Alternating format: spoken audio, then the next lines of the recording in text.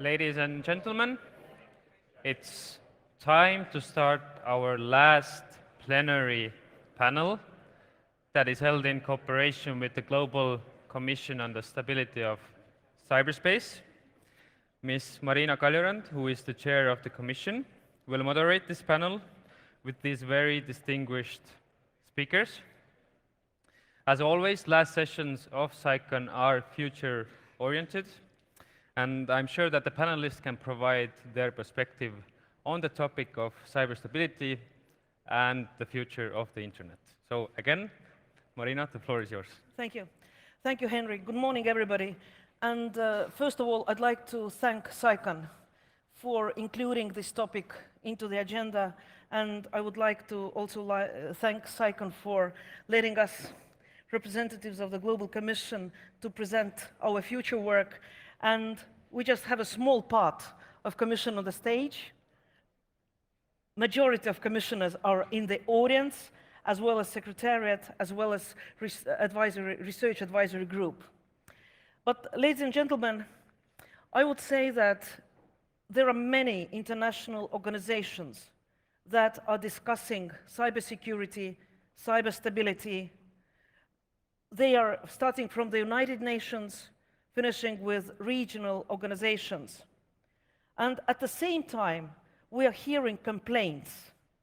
We are hearing complaints from industry that they are not involved. We are hearing complaints from academia, from civil society, that their voice is not heard as much as they would like it to be heard.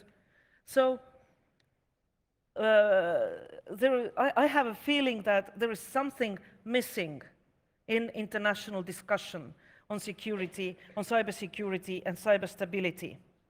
So the time is right for the Global Commission, a platform involving people from different fields of activities, people from different countries with different experience, to get together and to share our views, to share our experience, and to come with our proposals and recommendations to states and governments. The Global Commission on Stability of Cyberspace was initiated by the Dutch government, and here I'd like to thank the Dutch government for doing that. It was launched in Munich at the Munich Security Conference, and today in the afternoon we will have the first full meeting of the Commission. Needless to say, I'm personally very happy that it's going to take place in Tallinn. So it will be written in the history books. The first meeting of the Commission in Tallinn. So what is the mission of the Commission? To develop proposals for norms and policies to enhance international security and stability and guide responsible state and non-state behavior in cyberspace. What does it mean? In other words, it means providing stable internet, accessible internet, promotion of the use of ICTs for the benefits of all people. I'm sure that the Commission has a genuine opportunity to contribute in that field. The Commission consists of 26 independent commissioners. And again, personally, I'm happy that there are 8 women among us. We can do better, but not bad, if we look at the audience here and if we look at the speakers yesterday and today. The Commission will engage the full range of stakeholders to develop shared understandings, advance cyberstability by supporting information exchange, capacity building, basic research, advocacy. The work of the Commission is supported by Research Advisory Group, and I'm happy to say that we have 2 co-chairs and chair, Sean Canuck of the Research Advisory Group, here today with us. The Commission will not replace any of the existing forums, any of the existing formats discussing cybersecurity, but of course it will be linked to existing initiatives such as the Global Commission on Internet Governance and the London process. So we intend to prepare a report in 3 years with recommendations, guidelines to states and governments. We will not disappear into the woods for 3 years. We hope to work openly, transparently, and keep you posted about our deliberations, about our discussions, with the capable assistance of Secretariat, which is run by the support of, Alex, what's the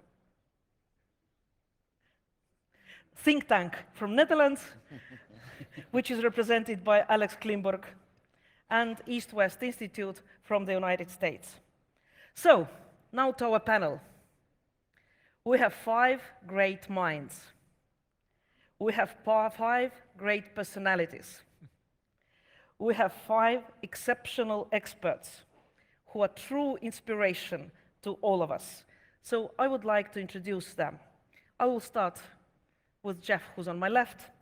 Jeff Moss is the founder and CEO of the DEF CON Hacker Conference and founder of the Black Hat Briefings. Lata Reddy is co-chair of the Commission, is former diplomat, ambassador, and Deputy National Security Advisor of India.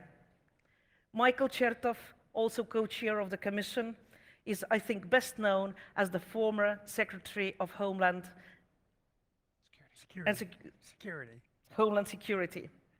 Carl Bildt, in Estonia, he doesn't need introduction, but as we have international audience here, former Prime Minister, Foreign Minister of Sweden, and also chair of the Global Commission on Internet Governance. And last, but definitely not least, Wolfgang Kleinwachter, director of the ICANN board and the special ambassador of the Net Mundial initiative, professor emeritus from the University of Aarhus. So to start with, I'll ask the same question from all of you. You're busy people. You have a lot to do. Why are you on this commission? Why did you agree to dedicate some of your time to the future of internet cyberstability? What do you expect from the Commission? And where do you see your personal part in the work of the Commission? So let's start with Jeff. Okay, a small question there. Yeah. Please keep within half an hour. Oh, each one of us. No, I think, well, I was honored to be asked to join. And I think I was going through my ICANN withdrawal. I was previously the Chief Security Officer at ICANN. And that gave me a very global perspective from an internet governance view, which aligned with sort of my views of running conferences where the world essentially is your base. The internet is global. And I've always had a very global view when it comes to connectivity. And at ICANN, I got to see how that played out on an internet governance scale. And so the commission here, I think, allows me to focus not on all the issues globally, but now we're focused on things related just to stability and resiliency. And that aligned a lot with what my role at ICANN was, which was the stability, security, and resiliency of the internet's identifiers. Here it's at a much, I get a bigger playing field. So I really appreciated that. And I also think there's sort of 2 things going on here. One is we talk about the technical stability of the internet, and we can talk about peering agreements and acceptable use policies and BGP and DNS and the technical things. But there's also this political side, the normative discussion, and the 2 have to work in concert. We're not going to through technical means, we're not going to solve any of these problems unless there's sort of a political will and a group consensus on how we're going to do this. And so that's one of the big attractions to me. The other one is, I think an independent body like this, full of independent experts, that we can provide sort of speak truth to power in the sense that we can say things to governments that maybe government, uniquely US government or Canadian government, they wouldn't say.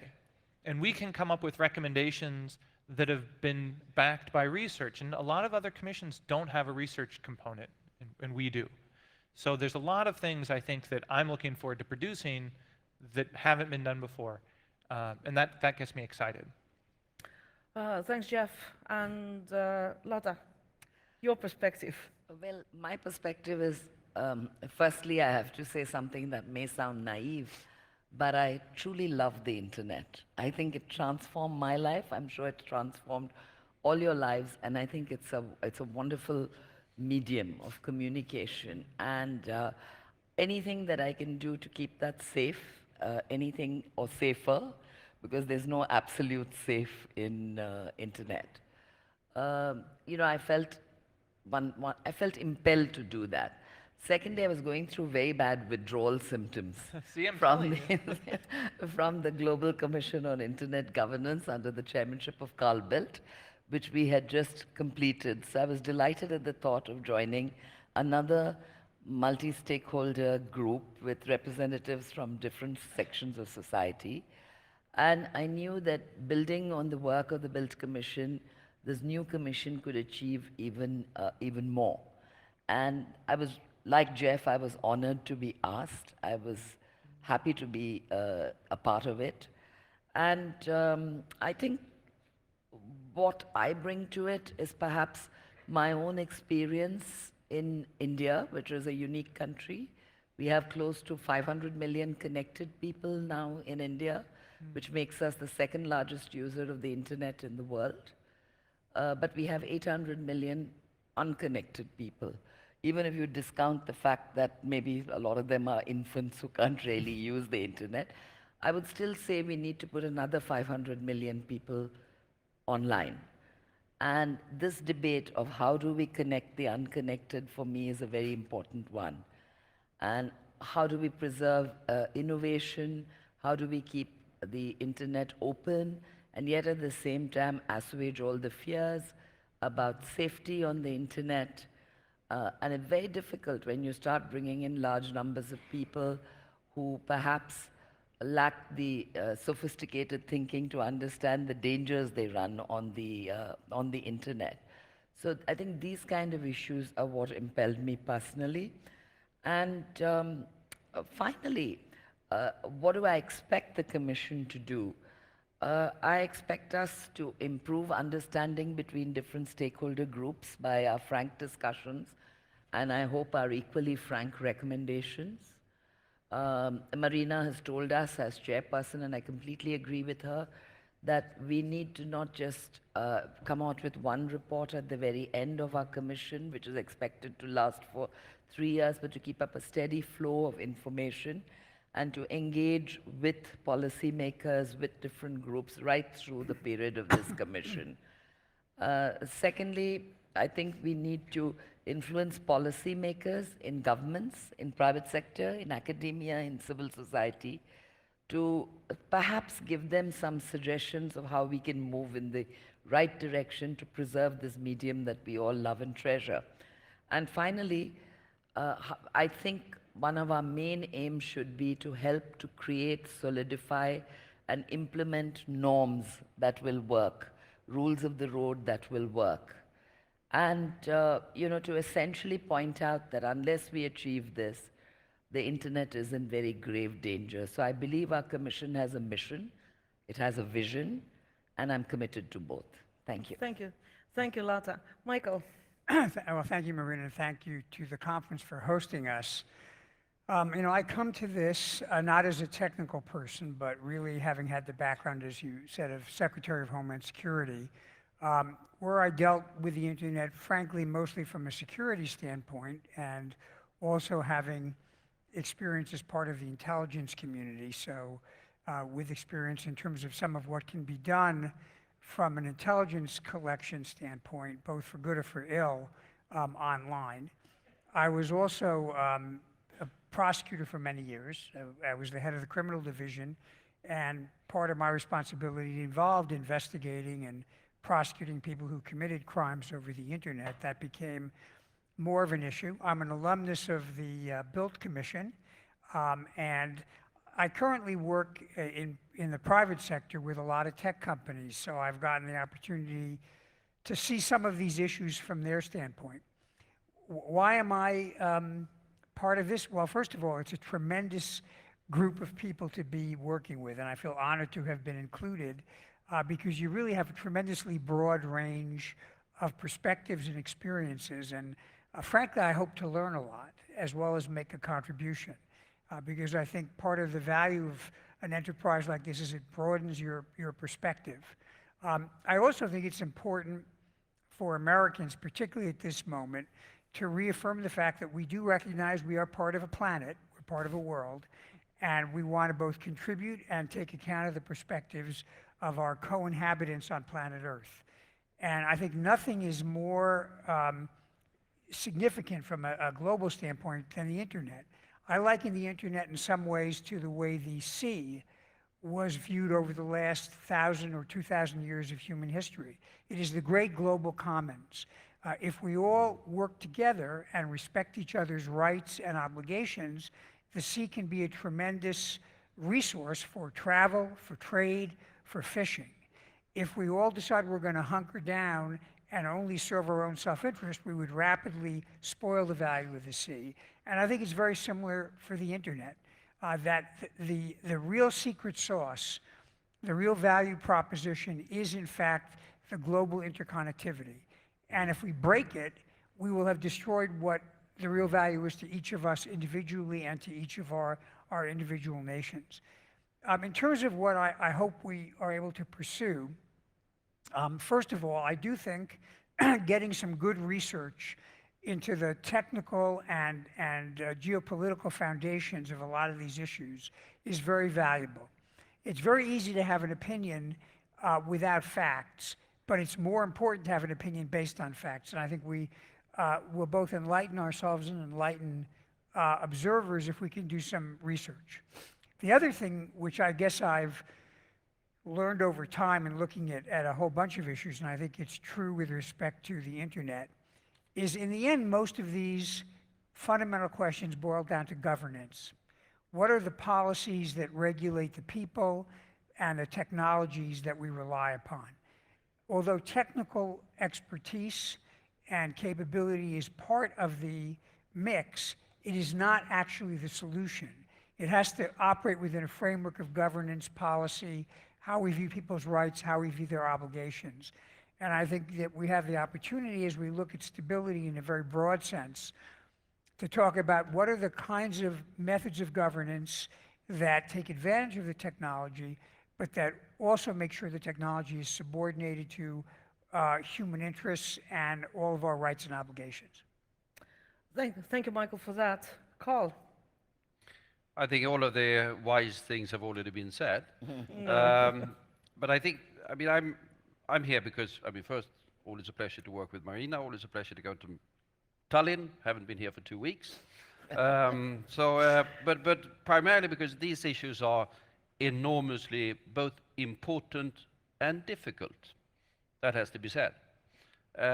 Probably the most important and difficult issues that we have to deal with on the globe today. I was scheduled originally not to be in Tallinn, but to be in Singapore today, where we have the beginning of the Shangri-La dialogue, and I should have been discussing sort of South China Sea, North Korea nukes, and all of those things. That's easy by comparison. If we look, and less important, I would even say, that the issues that we're dealing with here.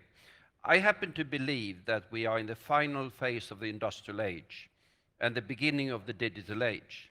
And we are in technological terms, we are, to make that comparison, we are with the second generation steam engine at the moment, and the industrial age didn't end with the second generation steam engine. It went on for centuries and profoundly transformed every single aspect of human development. That's going to happen here as well. But how much and in which direction is difficult to know. Where are we going to be in 10 years? I don't know. 10 years ago, that was when the first smartphone appeared, 10 years ago.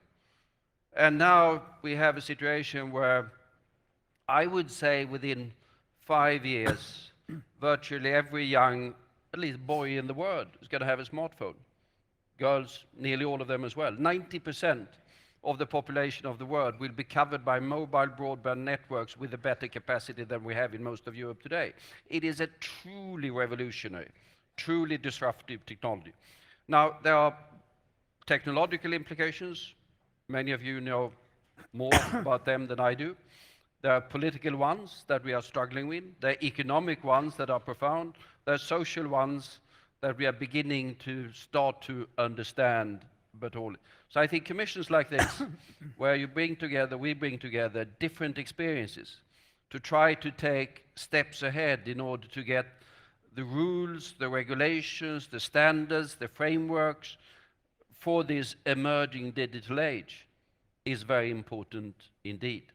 Some of us spent 2 years together on some of these issues, but I think what we learned, at least what I learned through that particular journey, was that we started with a set of issues, which we thought were the most important ones. Whether we sorted them out or not, we can discuss, but they sort of started to fade, and suddenly we had other issues that are emerging. And that, I think, is going to be what we'll see here as well. It's such a rapidly evolving technological space with profoundly difficult political, social, and economic implications that I think commissions of this sort are highly important in trying to integrate the different perspectives, trying to speak, I wouldn't say truth to power, but I would say speak something that is possible for normal people to comprehend and understand to power. Because there's been a profound sort of but difficulty of understanding, because a tech community that speaks a language that for most human beings is foreign. And to bridge those particular gaps so that policymakers can start to deal rationally with issues that are going to be profoundly important for the way in which our societies develop in decades, not to speak about centuries ahead. So Marina, we expect you to guide us in sorting out all of this. No. All of us. Carl, thank you. Wolfgang. Yeah, thank you very much. Somebody has said, I think it was yesterday, we have moved from a Cold War to a code war. And while this is probably not precise, but it's a good illustration where we are now, that the internet is now in the center of global politics. There is no security without cybersecurity. Our economy is a digital economy, and our individual rights we have in the Human Rights Declaration are the same offline and online. There is no difference. So that means everything is now cyber, everything is digital, everything is code. Can we learn something from the Cold War to manage the Code War? You know, in the 1960s, I was a teenager. This was the peak time of the Cold War. I was 14 years old when the Berlin Wall was erected. We had the Cuba crisis in 1963. There was war in the Middle East, the Vietnam War. In 1968, Soviet tanks were in Czechoslovakia. So this was a complicated time. But at the same time, some people said, okay, should we continue with the nuclear arms race, or should we do something to stop this? So in 1963, we had the first nuclear test ban treaty. In 1968, we had the non-proliferation treaty. We had the Berlin Agreement in 1971, and this paved the way for the Helsinki conference in 1975, which guaranteed, at least for Europe, a stable face for detente, for cooperation, and for peace, and also paved the way for the transformation we saw then in the early 1990s. So, you know, can we learn something from for the digital world now? Can we turn the Cold War into a digital detente? I think our commission has to deliver the report until the year 2020, and my hope is that the commission will make some good recommendations so that the 2020s become a decade of a digital detente. Wolfgang, thank you. Thank you all for your introductory statements, and as you can hear, they are ambitious. I think all the commissioners and the commission as whole is very ambitious. Those people don't have time to waste. Once they are in, they want to discuss, but they are committed and they want to see results. We have time to discuss among ourselves. So I don't want to keep the discussion only on the podium here. And if there are any questions, any interventions from the audience, please take advantage of all the people on the stage, of the commissioners in the audience, and we'll be happy to hear from you, and they'll be happy to answer the questions. But before we go to that, I like very much what Carl said, and everybody said, how rapid are the recent developments. At the beginning of this week, I was in Helsinki, where there was their first cyber conference. I listened to one of the chief officers from Nokia, who, together with Uri Rosenthal, we were there, another commissioner from Netherlands, former foreign minister of Netherlands. And we listened to a great speech there, where the rapid developments of today were compared to a pool, which is of the side of a stadium. If we imagine a pool of the side of the stadium, which is filled with water, first minute, 1 drop, second minute, 2 drops, third minute, 4 drops, and we continue. So the pool will be filled in about 45 minutes. On the 44th minute, it's half full. But we have the feelings we have lots of time. It took 44 minutes to come to the half full of the pool. And we don't realize that it takes only 1 more minute to fill it completely. So that is the speed of the development taking place at the moment, and we have to be able to follow and to be ahead of the developments. Before I open to the audience and to other commissioners, I still have one question to ask from all of you. I'll start with Lata. Look at our panel. We heard people from Europe, we heard people from North America, but how do you feel? Are we listening enough? Are we hearing what people from other regions are saying? You mentioned interesting facts about India. Do you feel that we pay enough attention to other players, regional players in the field? Do we listen, for example, to India? Do we know really what's happening there? I would say, that you are listening, or the world is listening more than it was. But it's not listening enough. Because I think a lot of people don't pay attention to the fact that the largest number of internet users in the world is in China. The second largest number, as I mentioned, is in India. And there's a whole continent, Africa, where another very large group of users is going to come on the internet.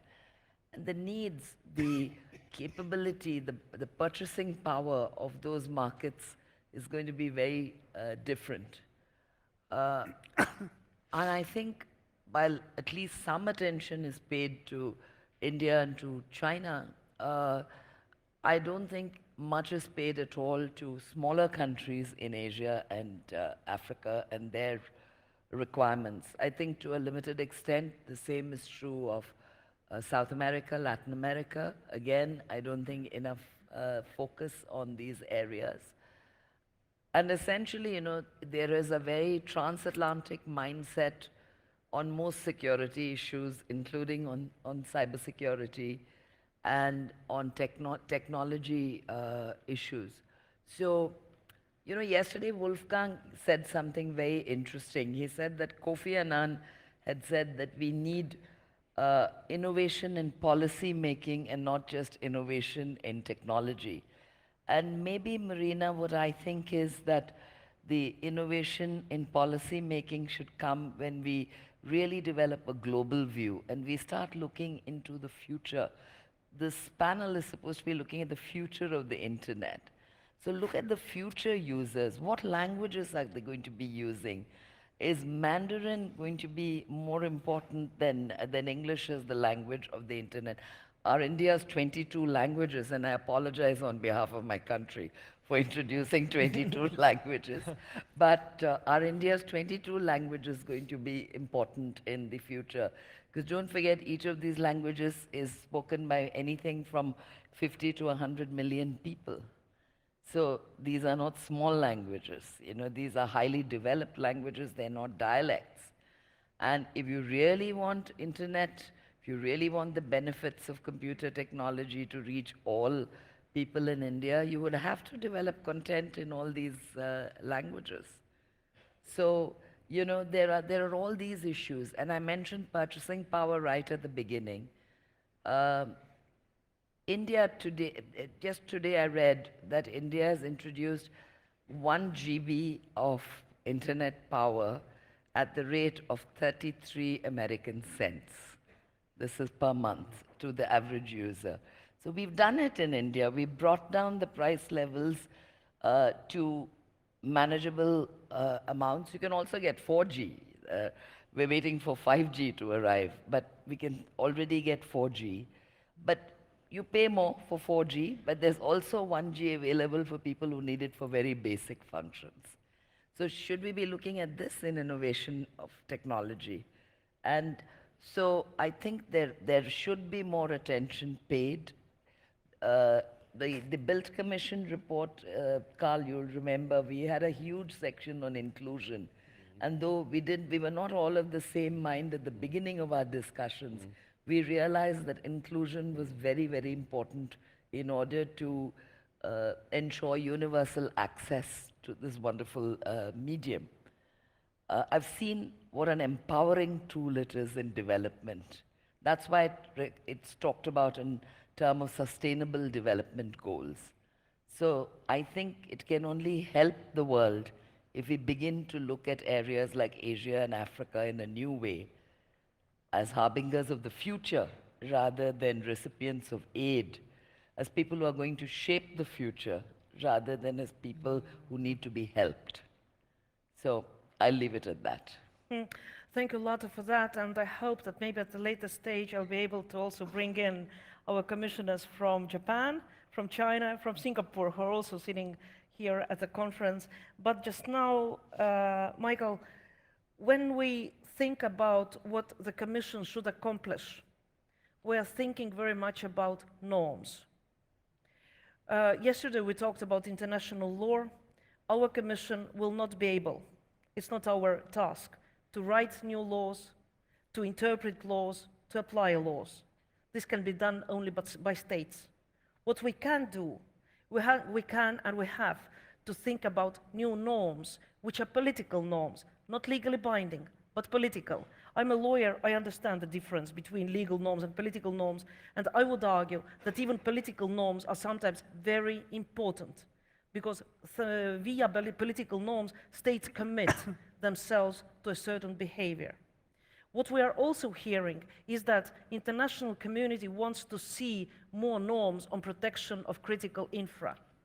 How do you see, in what direction should we go? And let's say more specifically, maybe protection of financial systems globally. Well, first of all, Marina, I agree.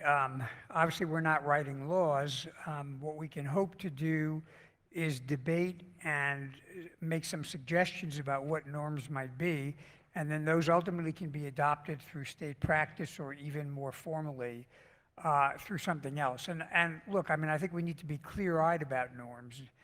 Norms, even when they become part of international law, are not a guarantee of good behavior.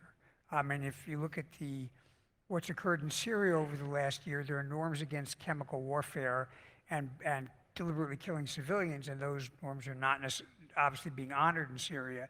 But nevertheless, norms are important, and they do guide conduct for a lot of nations, and they also mean that when someone violates a norm, there are certain things you can do to respond to that. So in this case, I come back to my point about the global commons. If we are going to get the real value of the internet as a global, interconnected piece of infrastructure, we've got to have rules of the road that make sure we have trust. And frankly, when the internet was created, and originally began as an effort to develop resilient communications among academics and officials, trust was not really thought about explicitly because everybody knew everybody else. And now the big challenge we have is trust. How do we know that when we engage in transactions or move money or do any one of a number of different things, someone is not going to take advantage of us and exploit us?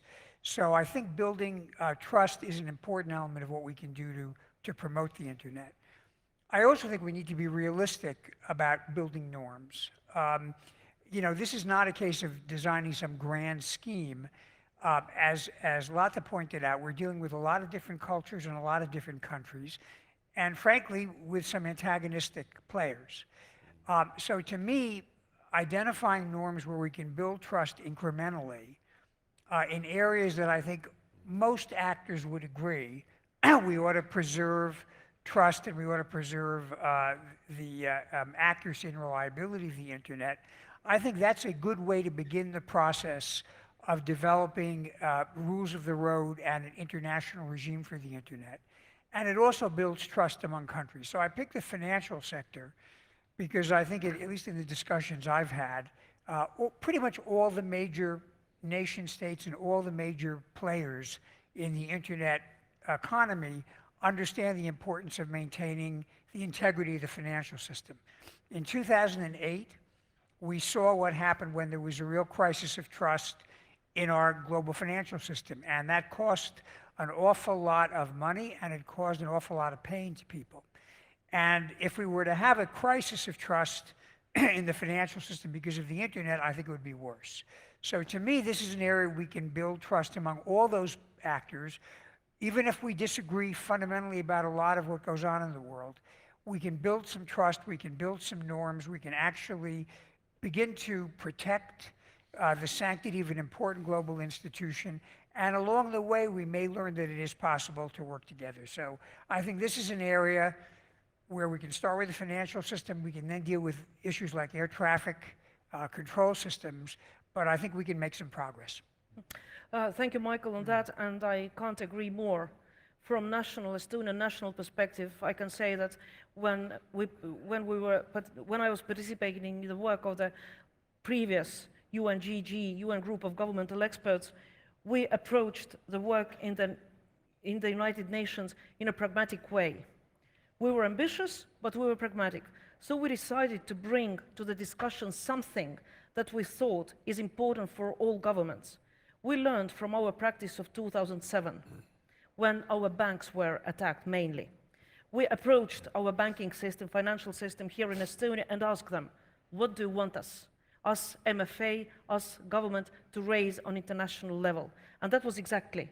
They said, if you can, please bring the norm, not attacking financial systems in peacetime.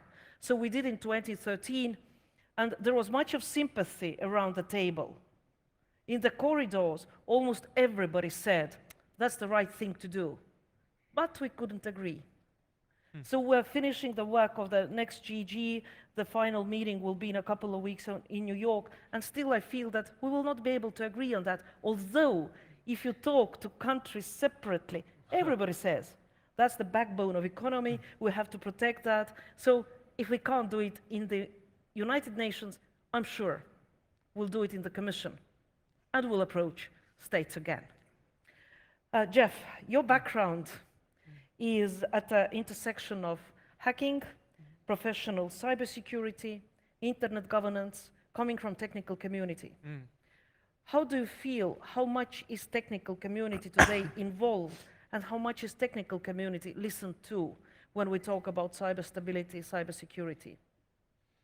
Is your voice heard? Yeah, well, it's heard, but it's a challenge, I think, because for the longest period of time, the technical community spoke amongst themselves of these issues, and we would complain to each other about these issues, and we'd complain to, say, a manager, a vice president, but it was not taken seriously, I think, partially because it was very abstract, and you would articulate some risk, and it was a risk that a business person, a government official could not, it wasn't tangible, and they couldn't connect it to anything that had happened to them personally in their life. And so it was very abstract.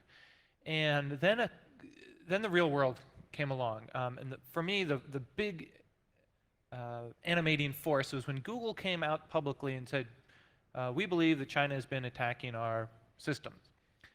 And then all of a sudden, when the CEO of a large company says this, all of a sudden now it's real. Now all of a sudden all the other CEOs are talking about it. And I remember I was talking to a reporter and they were asking me about this attacks. And I remember saying, oh, well, yes, nation states attack each other and they do it for various means. And at the end I realized I said a lot. And that reporter could make me look like a really smart person or an idiot. And so I went back and I Googled Jeff Moss, China, hacks. And I got an article and I was thinking that was pretty reasonable. I came across really, and that article was from a decade earlier. So I've been saying the same thing for like a decade. The only difference now was that Google's saying it out loud. Now it's real. So now we have an opportunity in the technical community to be heard in government and in senior levels of companies. So that's a risk and an opportunity. I really like the opportunity because now I'm actually speaking to the people who can make these decisions. But I think we only get this opportunity once or twice. If we misrepresent the risks, if we pretend that the world's going to end at IPv6, extensible headers are going to destroy the planet, we're going to miss the opportunity. So what we don't have are people who are both very technical and can talk policy, or can talk norms, or can talk arms control. And so we're at this dangerous place where there's a lot of demand for technical people to be included in the debate, and there's not enough people that can do both. Why can't they do both? Do we speak different languages? Well, you speak different languages, and it's interesting because each phrase or term of art has a different meaning. So an attack in cyberspace is different than maybe an attack politically or an attack militarily. And the other thing I worry about, I've spoken about this earlier, is previously, is the language that's now used is very military-oriented. And it's informing the internet side of things. And so it's a cyber war. It's a cyber kill chain. They're digital bullets. It's really frustrating because it doesn't work the same way between physical, kinetic, and internet. And so I think we're unintentionally creating a mindset where we're thinking militaristically over a lot of these issues where we don't need to go that way. And if you just read the literature, just read how people talk about internet security, and it's starting to sound very military. So we have to learn each other's languages. I think we do. And then the people you pick as those translators are in a real position of influence. And so those people will become very critical. Now, at some point, like I've watched in Washington, D.C., the staffers are getting smarter and smarter and smarter. 10 years from now, they'll be very informed. But we're in this fragile period right now where a little bit of knowledge is dangerous, and we need to get through that and make sure that all the people are informed or have access to the information. Thank you, Jeff. And Wolfgang, you're so well known for your fields of expertise, transborder data flow, and internet governance, but you are also known as a very strong supporter of multi-stakeholder approach. Why? Why is it important in internet governance? Why is it important for cybersecurity, cyberstability? I think Jeff made a good point just now, arguing, governments didn't listen to us 10 years ago, now they are listening. And Lata already quoted Kofi Annan when he gave a speech in the first meeting of the United Nations Working Group on Internet Governance and called for policy innovation. His argument was, the internet is a technological innovation.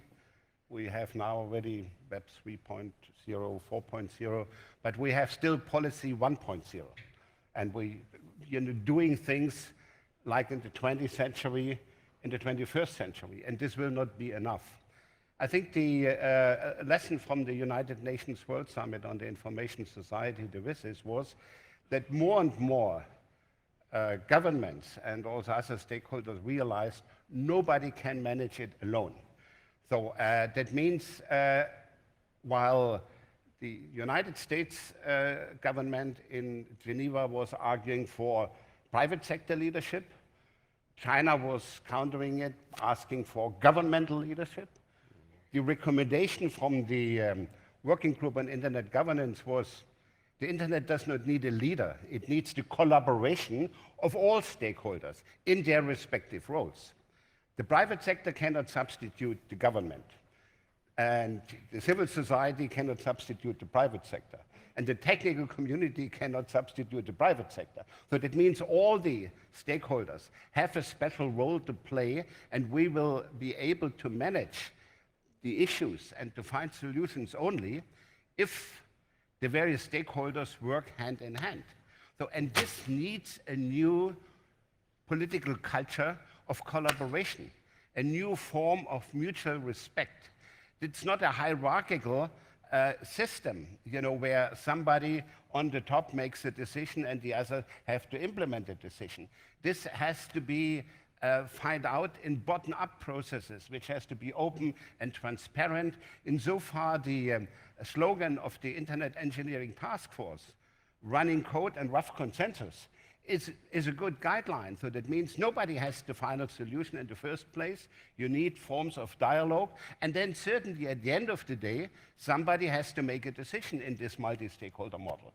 And you know, in our system, it's mainly a national parliament which makes a decision, or a government makes a decision. So that means the multi-stakeholder model does not totally undermine the sovereignty of a state, but you know, it challenges in a certain way the government to be more open, to be more collaborative, to share at least policy development. And that's in the benefit of all sides. So certainly, you know, the internet has led to a power shift. And a power shift needs to power struggle and then to a power redistribution. And we are in the middle of this process. So that means the power is still floating around, and the question is who gets the final decision-making power. And you know, hopefully we can make a contribution to open the mind of all stakeholders and to say the solution is not to re-centralize power in one hand, but to decentralize power and to find ways how to optimize the collaboration of the various stakeholders in their respective roles. Wolfgang, thank you. And on this point, I'm also happy to say that at the beginning of next week, we will have Eurodig in Tallinn, which you are so closely connected to. I should say godfather of Eurodig. So it's another opportunity to have the multi-stakeholder approach. So please don't leave Estonia. Stay for the weekend. And on Monday, we'll have the next cyber conference, Eurodig. Carl, taking into consideration you as former foreign minister, former prime minister, I think it would be fair to ask from you about international security. And how do you see cyber as a challenge in international security structure? Well, in a number of different ways. Just start by making the side comment on the different languages, and Wolfgang mentioned the IETF. It reminds me of the fact that I think 15 years ago someone dragged me into a meeting of the IETF.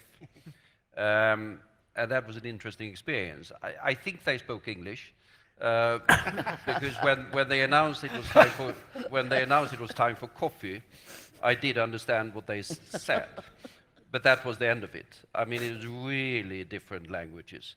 And to bridge that particular gap, to make technology, or at least part of it, understandable for the policy community is interesting or important. Then also following something Wolfgang said, sort of Cold War and whatever, and detente and digital or whatever, we should be aware of the fact that there are philosophical differences here that are important. In the old world, the Cold War, there were two superpowers that were equipped with nuclear weapons, but there was an element of detente between them, which was good, in the sense that it prevented a nuclear war. In today's world, I'm not saying this only to flatter, but I think it's an element of truth. There are two cyber powers with different philosophies. One is Estonia, and another one is China. And there's a size difference between them. But in the digital world, size doesn't matter. And the way in which you approach these issues long term is going to be very important.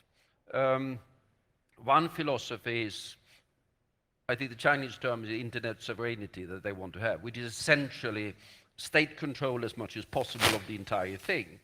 Borders and states are going to be as important in the digital world as they would like it to be in the physical world. While the other approach is the more borderless, freedom online philosophy. And we shouldn't sort of forget that difference that is there. At the same time, as we have an interest in living in the same world, developing the same economy, developing the same possibilities for human beings, be that in Tartu or Chengdu, to be able to develop.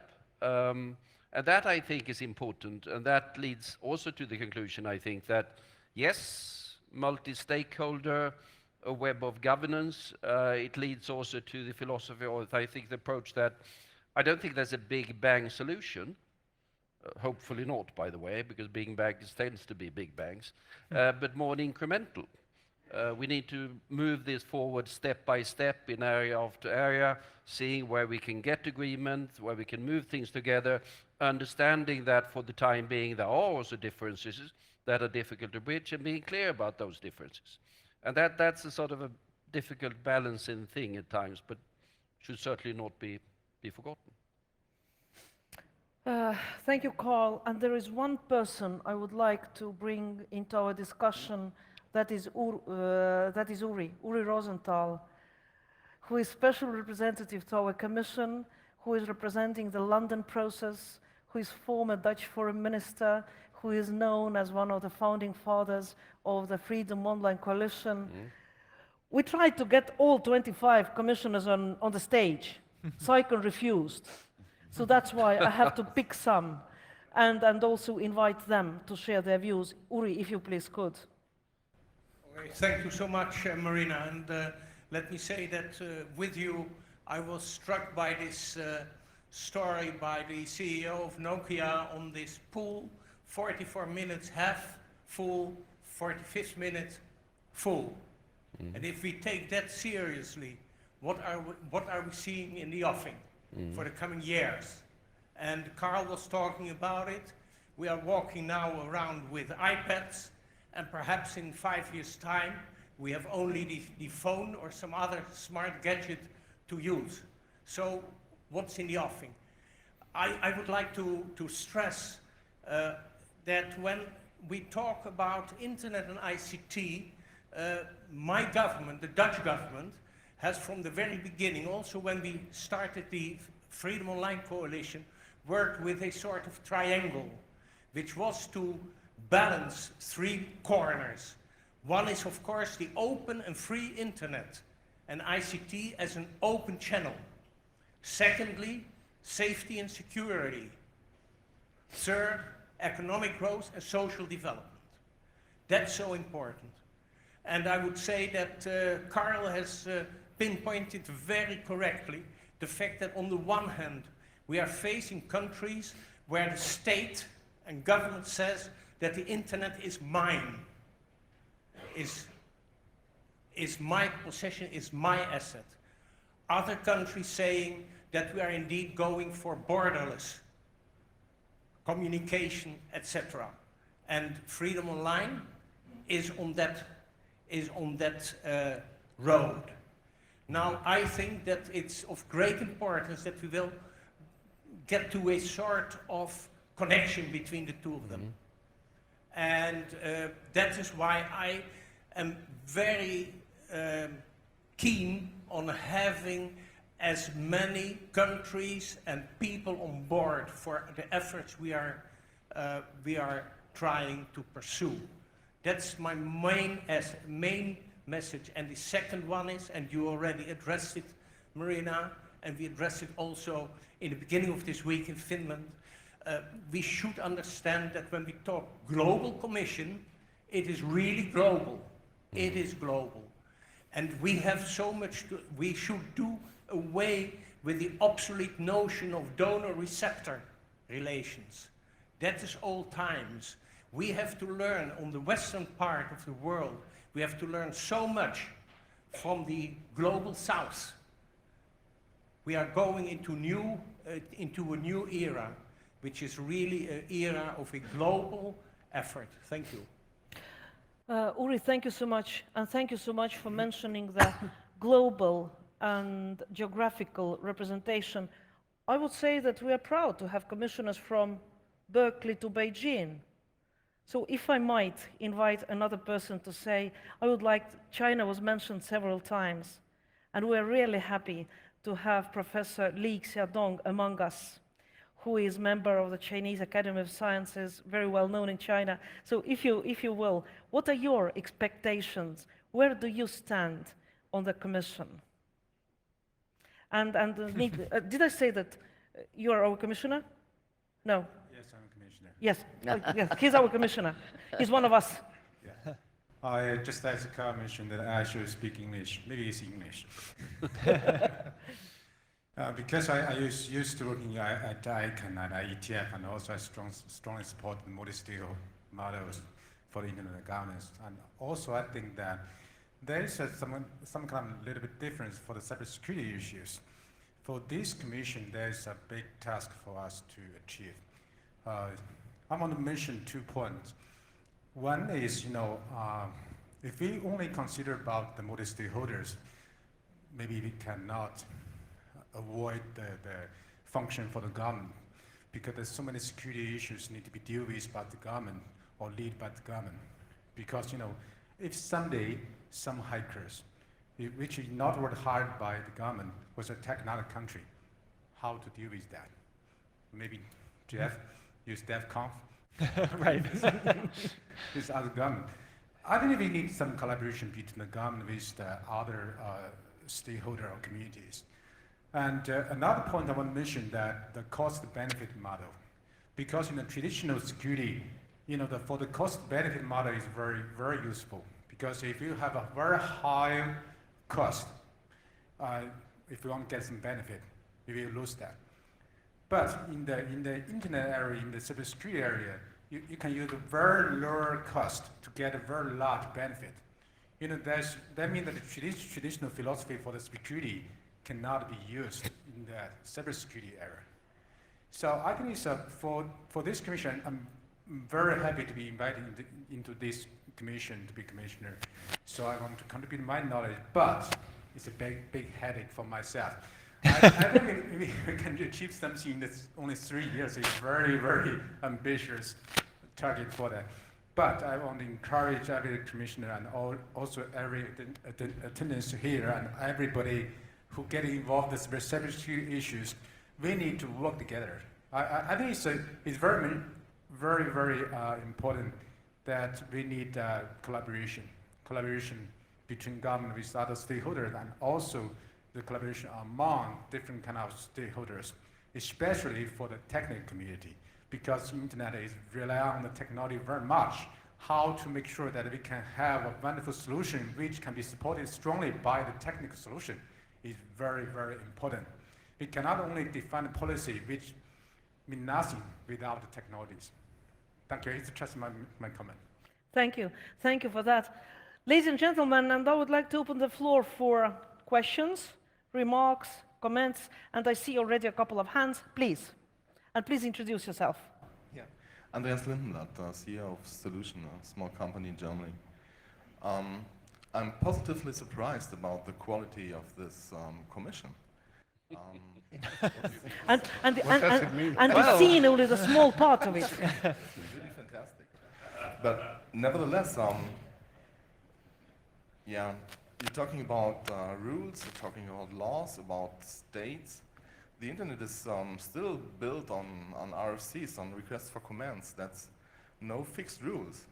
And why do you think that you really will make a difference if there is no authority in the internet? And I don't think there will be an authority in the internet, even if the states are trying to do this. Why do you think you will succeed? Thank you for that question. I think we'll take also the second one, and then commissioners can reflect on that. Yes, please. Hi, my name is Dennis Broeders. I work for the Netherlands Scientific Council of Government Policy. We published a report in 2015 called The Public Core of the Internet. We basically argue, sort of commenting also on your experiences in the UNGG for arguing for sort of a non-interference with the financial system. In this report, we argue there is a subset of core protocols and core infrastructure that can be considered a global public good that should not be interfered with by states, basically. That position has by now been overtaken by the Dutch MFA, so they're pushing for that. And I was wondering if you would like to comment on whether this could be something that would be of use in your work in the Commission, and how that would play out in your Commission, because like the previous speaker, I like the bandwidth that the Commission has. Yesterday there was another panel that would increase the bandwidth even further, because there would be much more the security-minded people there. So I think there's going to be a tremendous forum for discussing something like this. I would like to hear a comment on that. Thank you. Thank you for the questions. So 2 questions. Will internet survive without rules? Saying that there are no rules, which I don't agree to. And second question, should we discuss core infrastructure during our deliberations? Who would like to start? Wolfgang, please. Then Carl. You know, the question of there's no central authority in the internet, I think it's well known.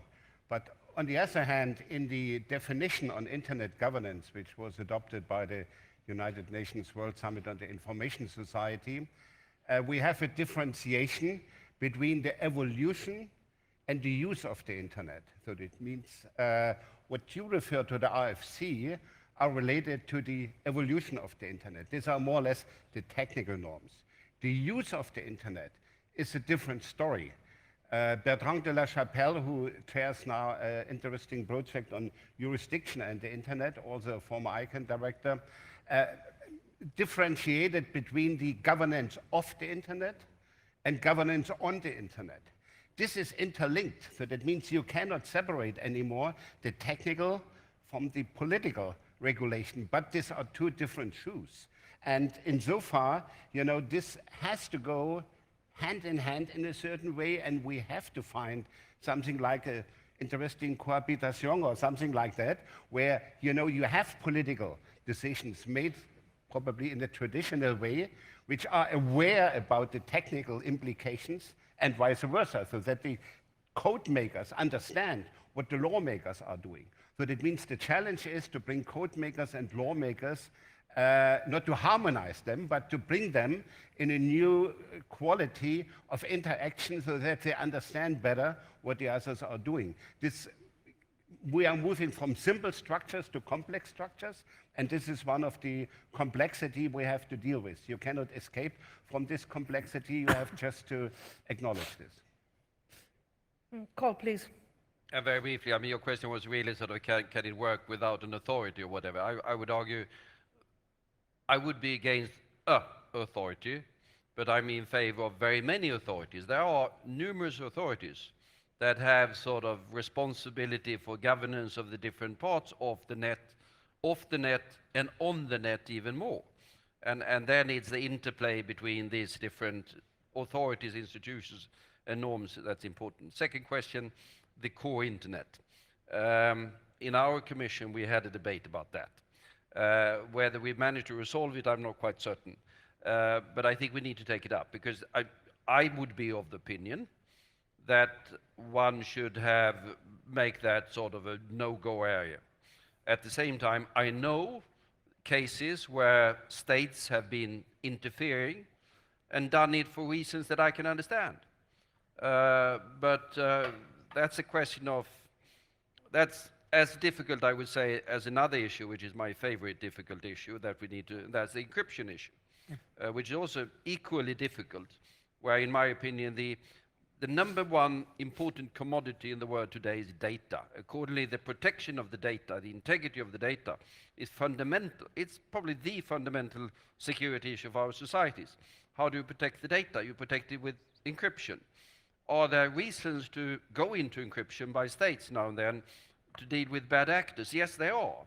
But here you need to really find a balance.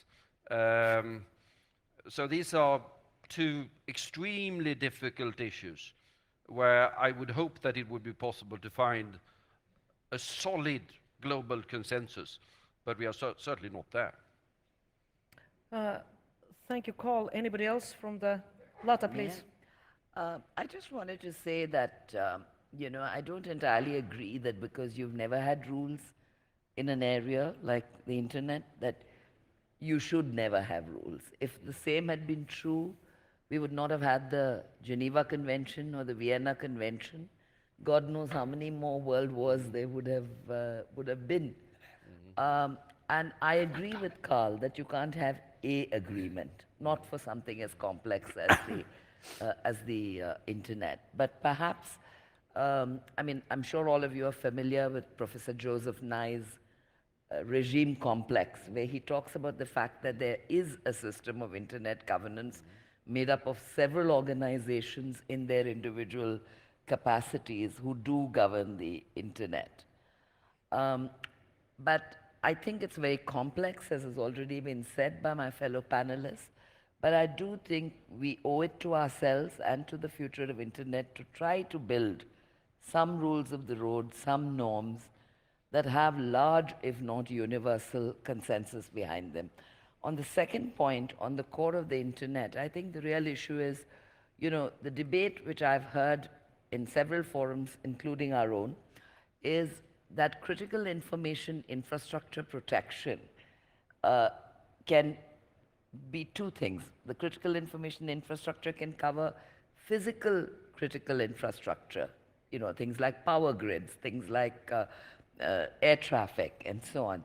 But it can also cover the core of the internet, you know. And I think if we are going to look at all at a norm which will agree that critical information infrastructures are out of bounds for attacks, we need to consider these two aspects separately. You know, the core of the internet, if we want to preserve the internet, the core of the internet has to be a no-go area. The physical infrastructure governed by the internet is a different aspect, because obviously there's a question of, is it sacrosanct in wartime? Is it sacrosanct in peacetime? Can we make it sacrosanct at all? That's it. Thank you, Lotta. And Jeff? I have sort of two observations. Unfortunately, I don't have any solutions. I'm doing what they call in DC, I'm admiring the problem right now. So let me admire two parts. On the first one, Mr. Chertoff was talking earlier, he referenced sort of the global commons nature of the internet.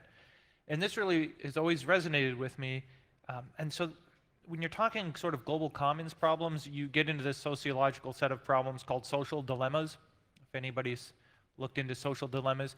And a part of a social dilemma, the most famous social dilemma, is called tragedy of the commons.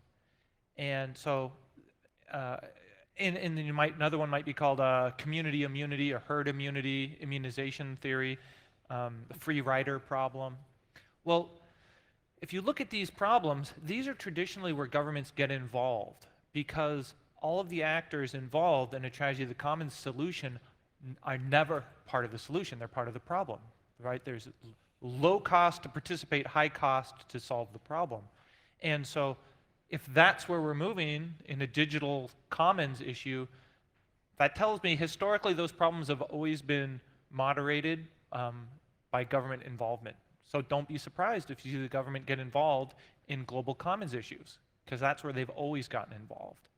And the second part is the core protocols. I just like to bring up that when I think core protocols, I'm thinking BGP and DNS and maybe some other things. Well, over the last 10 years, we've been, or the security community has been making changes to these core protocols to make them more secure. So a lot of research has been done in SBGP. A lot of work has been done on DNSSEC. They're not widely deployed yet, but I could see a future 10 years from now, 15 years from now, where they become a lot more common. Well, what's happening there is we're making a trade-off. We're making a trade-off between security and resiliency. We're making the core protocols more secure, but we're also making them more fragile. So if something goes wrong, we'll be breaking things on a mass scale, but as long as they're not broken, they'll be much more secure, right? So these kinds of decisions are being made in the IETF and in other bodies. That's not being debated by anybody else. This is just happening to the global internet, not with politicians involved. There's no, the trade-off between those two are being judged and decided by the technical community. There's not a lot of other people in these rooms. And if you look at what's happening in the world of the World Wide Web, we see Google making a big move toward software of pinning TLS certificates to prevent these man-in-the-middle attacks. I just went through my own pinning problem the other day. If you make a mistake with your certificate now, you might take yourself offline. Microsoft just took themselves offline because of a pinning problem 2 days ago. They're doing this because they're trying to gain security, but they're doing it at the cost of fragility. And I just want to bring that up as an observation. Like, as we move into trying to lock in the security, we're making these trade-offs, and none of us in this room are probably involved in those decisions. I think Jeff raises a really important point, and something that we ought to view as one of the value contributions we can make in our work, which is, with some notable exceptions, many of the people who make governmental decisions really are not particularly familiar with the technological issues. And the ability to translate the technological issues into something that's understandable to the policymakers, I think is an important part of what we need to do. Otherwise because I think ultimately governance decisions are about people. But if you don't understand the lay of the land, it's like taking a ship out at sea and not understanding where the reefs are and where the shallows are. I know I'm using a lot of maritime analogies, but we're here in Estonia, so it seems appropriate. So I do think that doing research into some of these critical areas and then translating it into language that can be understood by a more general public is a real contribution we can make. Bill, I'd like to introduce you. One of our commissioners, Bill Woodcock, to Estonians, he's known as one of our friends who came to assist in 2007 as the top security expert during the attacks of 2007. Yes, Bill, please. Thank you. I had a question following up on Latha's earlier remarks. In internet governance, we had a period of relative quiet in the wake of the IANA transition. And a couple of months ago, that quiet ended with a policy proposal, the anti-shutdown proposal, as it's been referred to. For those who have not been involved in this debate, the proposal basically suggests that if a government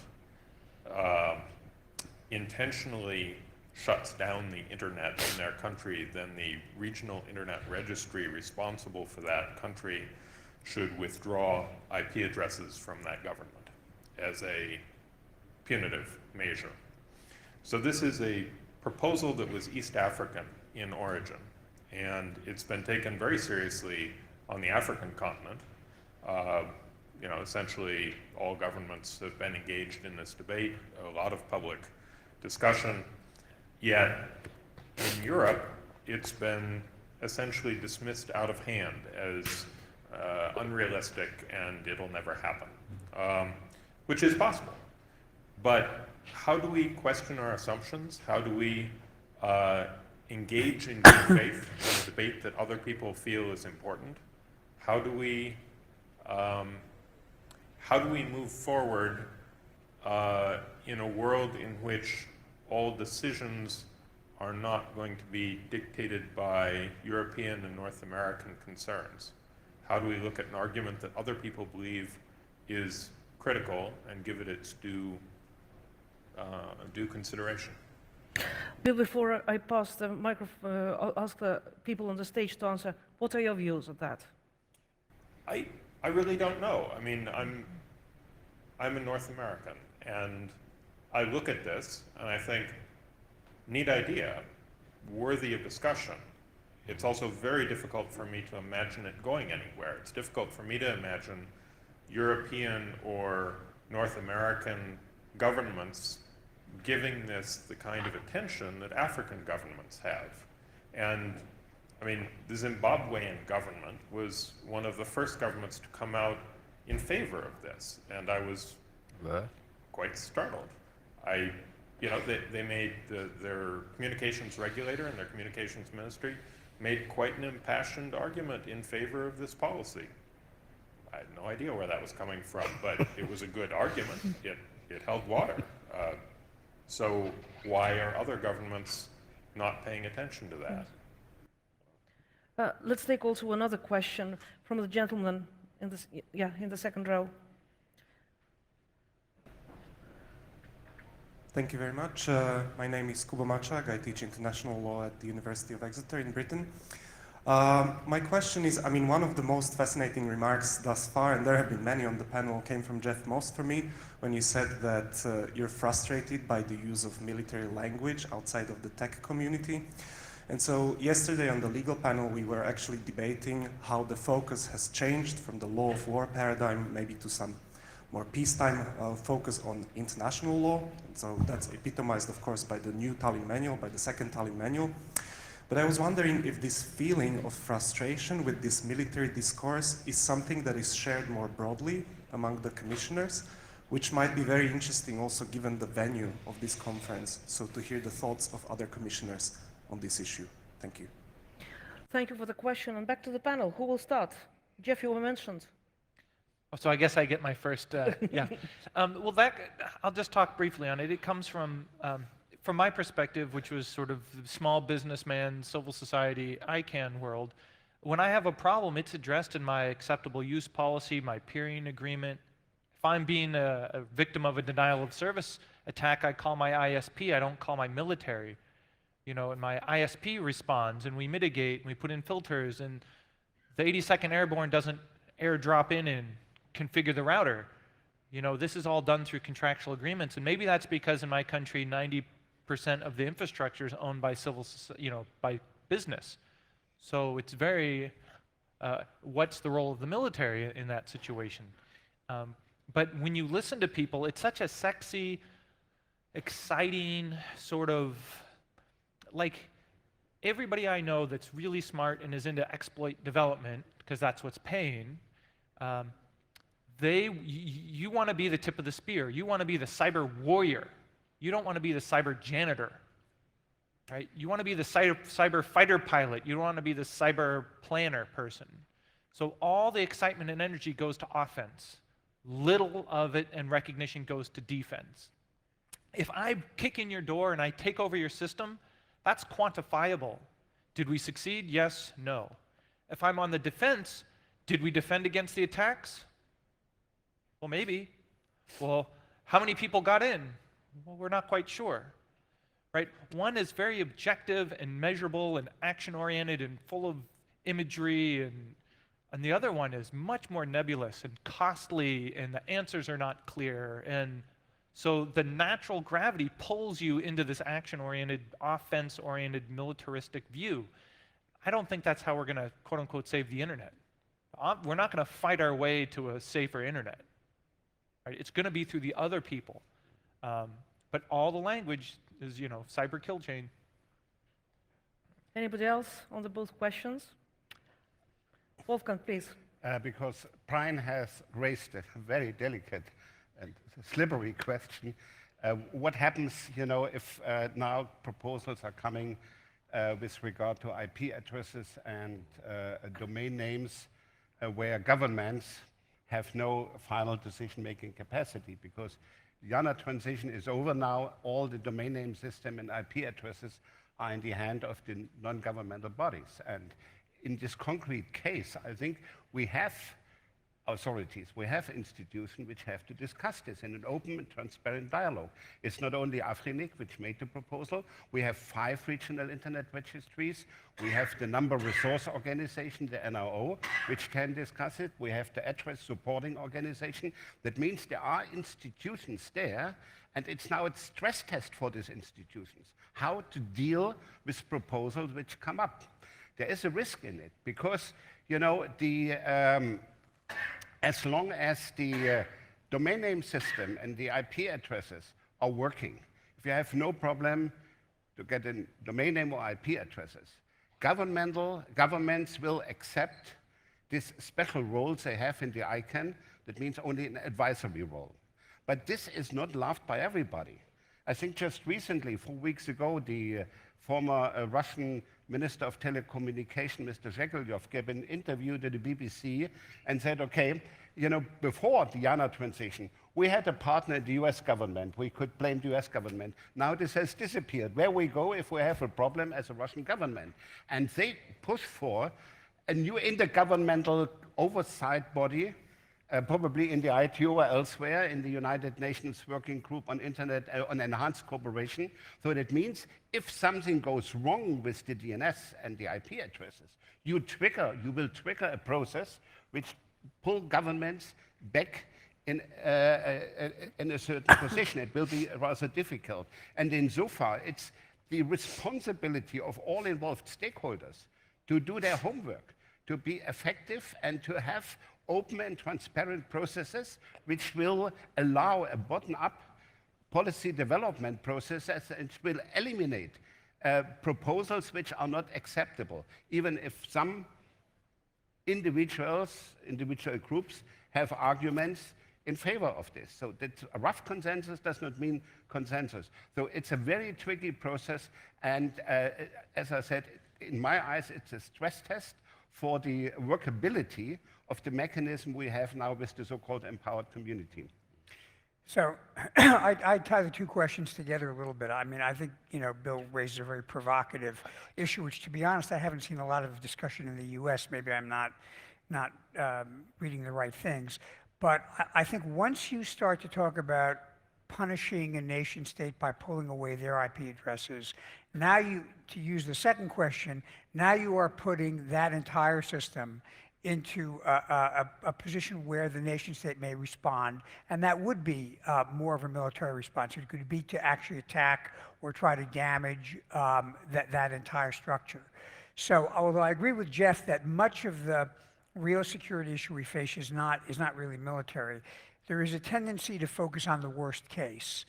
And certainly if you looked at, you know, the power going out in the Ukraine in 2015, 2016, there have been instances where there have been things that look like they're close to an active war. And I think one of the things we can do that would be valuable would be to look at exactly a proposal like this, which, you know, your first reaction may be, okay, well, if someone's going to shut down the internet for their citizens, we ought to take them offline as well. The escalation issue is always important. One other area this comes up with, by the way, is in the financial services area. We've tended in the last few years to look at financial sanctions as an important tool, I won't use the word weapon, in dealing with geopolitical issues.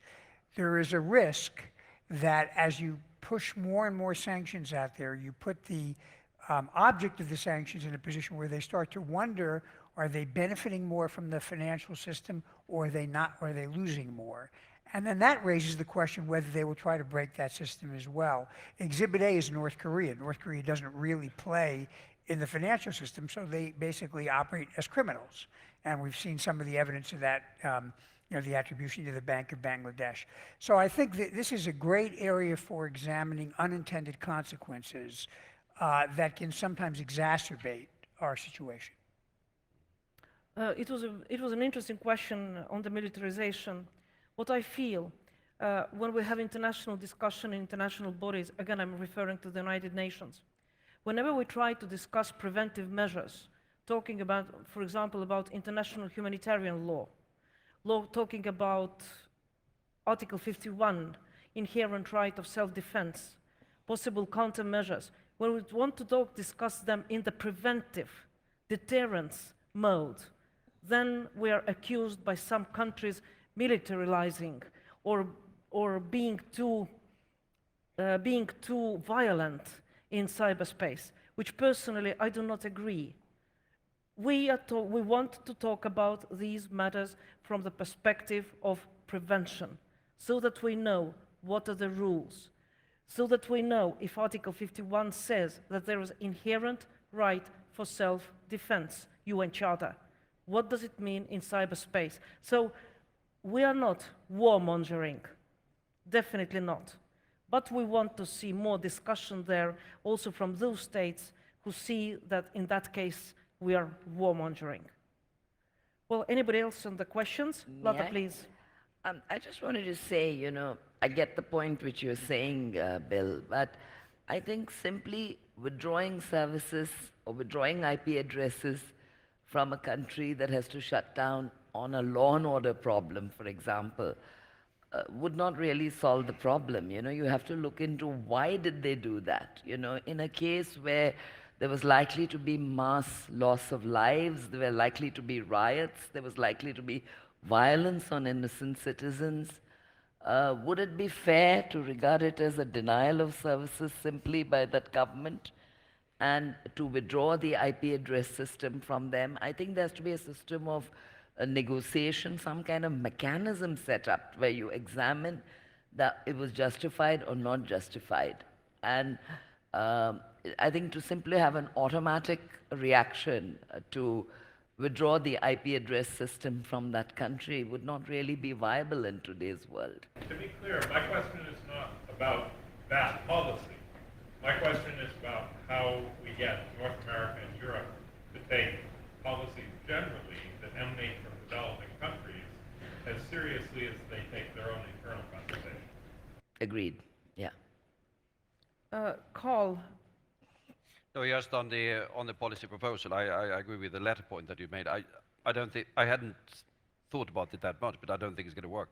If you look at sort of practical examples, there have been examples in the world where governments have taken entire regions off. To take just one, X numbers of years ago, the Chinese government took the entire area of Xinjiang off the net because of domestic problems there. Is it realistic to expect that we would take China off the net in such a situation? With due respect to the Minister of Zimbabwe, who was evidently in favor of the proposal, I don't think it's realistic. To reflect on what Bill said, I absolutely agree with you. Because again, in the international discussions I've participated in, I see that cybersecurity is a topic for rich white countries. Even if there are developing countries in the room, usually they do not speak up so much as others. And some countries need lots of capacity building, lots of awareness raising, educating, I don't know, on strategies, on what's happening internationally before they are able to participate on the level that is already happening in the North Europe and in the West. I'm not saying about all countries, not about all countries, but with my experience in the United Nations, I see that the divide is there, and that's not good, because cybersecurity can't be a topic for 40, 50 countries. We can't avoid 100. And in the end, when cybersecurity is an ideological question, we have two different ideological understandings of the use of ICTs. On one hand, countries who see the benefits, want to take advantage of the benefits, the others who see it more like of interference into internal affairs, who see more the threats coming from the use of ICTs. We need the developing countries to make up their mind. And we want them to take our approach. We want to explain to them that the approach of taking advantages and facing challenges is the right one. So it's a very good question. I don't see the audience. Do we have Henrietta or Abdul in the audience, our commissioners from Nigeria and South Africa? Well, no, but we have China. But you wanted to say something, Lee Sedong, and then to Jeff. I just have a clarifying point. I think it's one for discussion, but I just want to give a very quick comment. If we recall our memory for the internet, because internet is the networked networks, because we define the protocol to connect different networks. So the ATF play a very important role for the rules, for the technical protocols. But if we want the government rules, I think definitely is yes. But how to do that, how to make sure everybody, every country in the world can get involved, that is very important. So maybe we can use the philosophy for internet. We can discuss the governance on internet or governance of internet. Why we can build the internet of governance? Because there are different kind of governance models in the world. How to respect the different kind of governance model based on the different kind of culture and history. So we need to build the internet of governance. And also, we should help other developing countries to build their governance model and then connect them into the internet of governance. I think we need to adopt the philosophy for internet. Thank you for your remark. And I just had a quick point, and Bill, correct me if I'm wrong, but I think that proposal, it wasn't withdrawing the internet address space of the country. It's just they weren't going to get any new allocated address blocks for a year or 2 years or something. So 2 stages. Yeah, that was the. I just didn't want people to get on thinking that it was some kind of punitive withdrawal of address space. No, Everybody's connected. It was rejected. It was not adopted. Okay, we ran out of the time, but Henrietta came. Henrietta, please. Henrietta is our commissioner from South African Republic. From civil society. Well, not much to add. It's been very inspiring and I feel encouraged. I really like the idea of the janitors and Jeff. I think the only thing I can add to this is that we're not just talking about core internet infrastructure. There are also core values, freedom of expression, protection of privacy. I also haven't heard enough about users. I think I've heard a lot about the security and about offense and defense, but I think we need to bring that angle into the Commission's work as well. Protecting the core has to be more than just protecting the core infrastructure. We also have to protect it as a commons, which is bound not just by common infrastructure, but also common values. And I would put human rights values for a front and center of that. Henrietta, thank you. Ladies and gentlemen, that was just a very brief introduction into the work of the Commission. Please stay tuned and visit our website, cyberstability.org. After our first meeting, which we'll have tonight and tomorrow, we will agree on I hope, we will agree on the topics that we will study more carefully during our meetings. So please visit, please feel free to be in touch with us. We wait to hear from you and to hear about your opinions. Thank you.